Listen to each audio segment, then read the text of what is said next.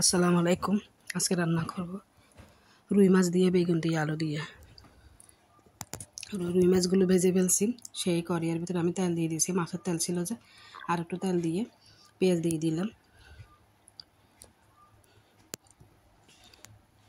পেঁয়াজ কাঁচামরিচ এগুলো দিয়ে দিব। কাঁচামরিচ টমেটো আমি একটু পরে দিব, আগে পেঁয়াজ আর কাঁচামরিচ দিয়ে দিব। আপনাদের ভাইয়া 2টা জোড়া রুই মাছ আনছে।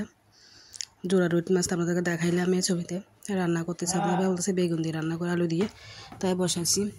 আদা রসুন বাটা দিলাম 1 চামচ, হলুদের গুঁড়া মরিচের গুঁড়া দিয়ে দিলাম 2 চামচের মতো। আমরা তো ঝালকে আপনারা জানেনই।